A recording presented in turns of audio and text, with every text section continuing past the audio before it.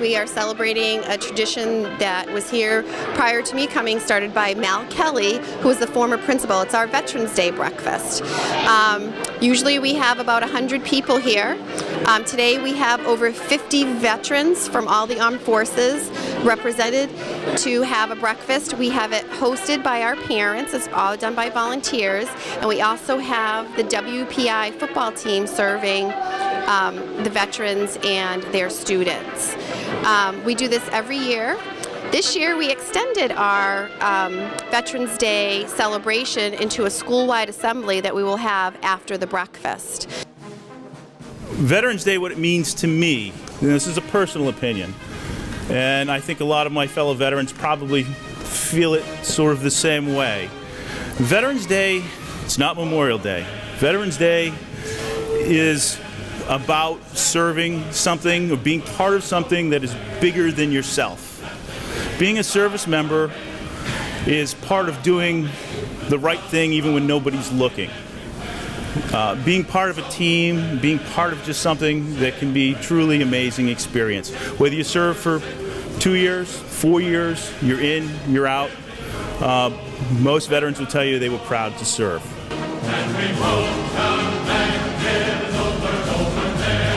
I have one more big thank you. Behind me you see a picture, and that picture is of Lieutenant Colonel Rodriguez, who is the father of 3 students here. And we would like to thank him because right now he's deployed, and that means that he's not here, he's somewhere else helping defend our country and our beliefs. And I would like to recognize Carolise, Zeno, and Janelle, where are they? For their dad's service. Thank you. My dad's not here today because he's on deployment. He will come back next year. I am sure he will see me on the news. I'm here with my brothers. I'm here doing our veterans breakfast, and it's like people come from the military, like Coast Guard, Army Force, the Marines, the Army. They would come here and have breakfast with their families. So today we're in Nelson Place School doing a veterans breakfast, well, saying thank you to all our veterans, saying thank you to my husband. He's on deployment right now with our kids here. It's been an amazing morning, and honey, I love you. I'll see you home soon. And every veteran, thank you for all your service and all your supports, and the families also thank you for all your help in supporting our soldiers. Hi, Daddy. I don't know what to do. Hi, Daddy. I miss you. Hi, Daddy. Yeah. Hi, Daddy. So we're thrilled to be able to extend our Veterans Day, and we would like to thank all the veterans who couldn't be here today for their service.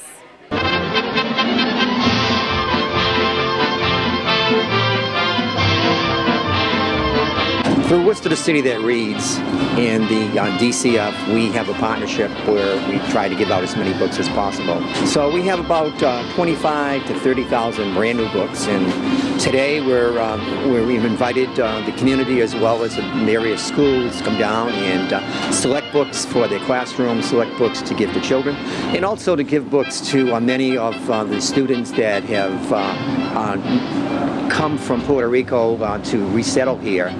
Those books will be given to them as well, and I'm thrilled that we were able to do it. Worcester Public Schools, books for babies. The beauty about our success, though, is now that I have people calling me up and saying, we have books in our home, and can we drop them over your house and donate those books to the children? So it's almost become a full-time job for me, because now we have retired teachers, we have people that have had books in their homes for several years, and again, many of the books are brand new and some are gently used. But it's the community certainly has responded in a very positive way to make a difference in the lives of our children.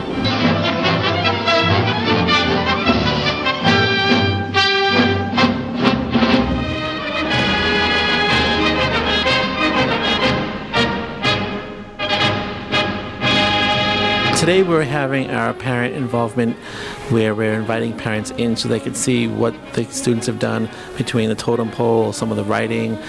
They've made dream catchers, which was something that has been done in other Native American tribes. We've been working the last 8 weeks on the study of Native Americans.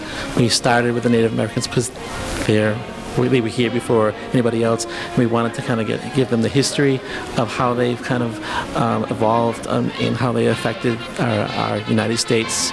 So we wanted to give them that background.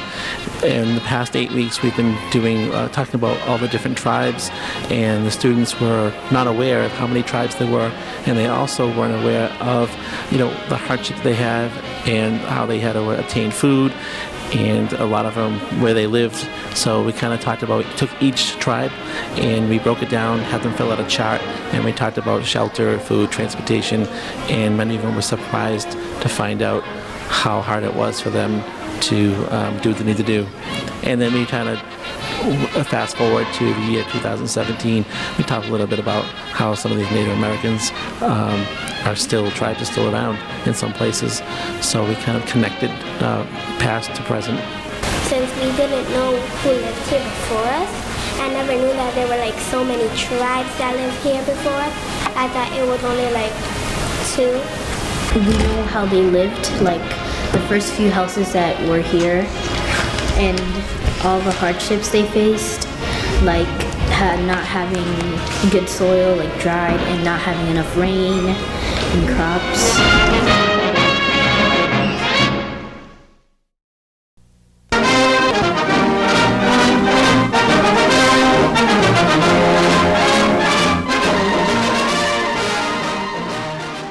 What we've decided to do is we came up with our own nickname, so we're the Warriors, and that's how they identify themselves. So it's not North or Worcester Tech, it's one program, so we're the Worcester Warriors.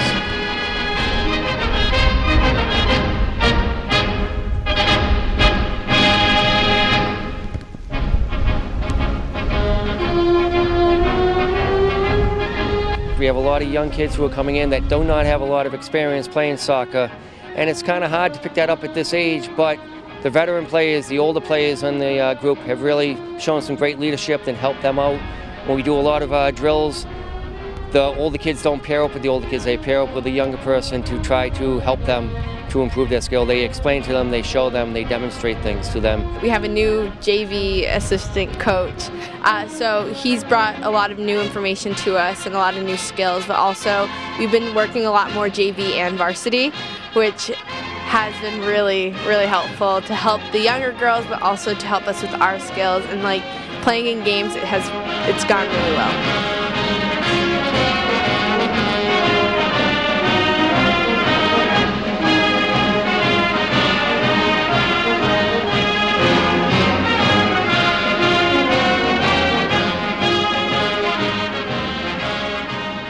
We have what I would consider as a younger team. We have 5 juniors out there starting, and we have even a freshman out there.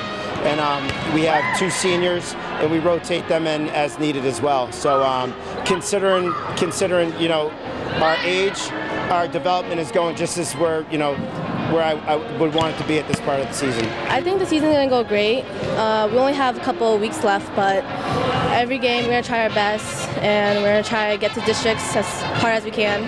I think that will end on a great note. We started on a great note, and it's been, keeping up the same enthusiasm and motivation the entire time. This season has had its ups and downs, as most seasons do have. We lost 8 seniors last year, so it's a very young team, and we have a new coach this year as well. We went through a week where we won 3 games in a row, and then we've also had a week where we've lost 3 games in a row. So we're definitely growing as a team and just working on how to play together as a unit, as this is our first time playing together.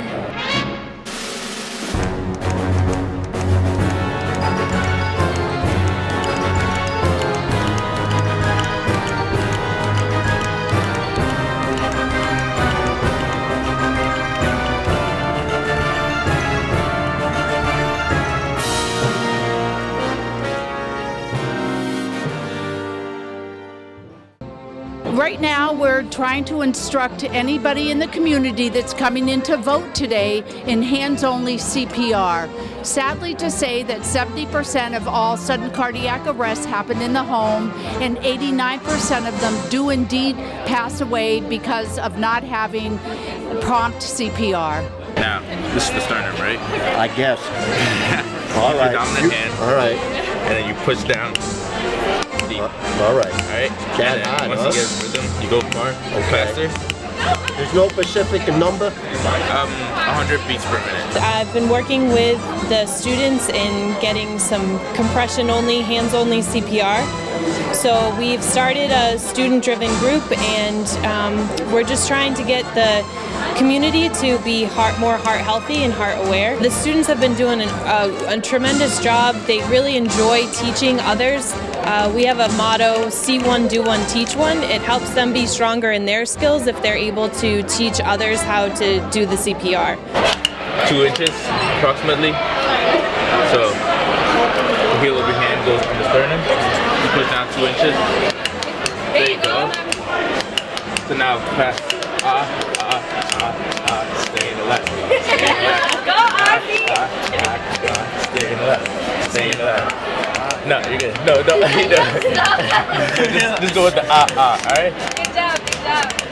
So you're gonna keep your shoulders straight. You're gonna put this part of your hand in the center. You're gonna put the other one on top. Yeah.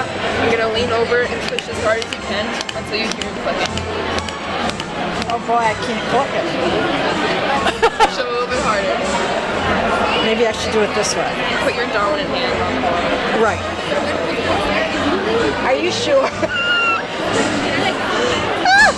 Make sure it's this part of your hand in the center. Okay.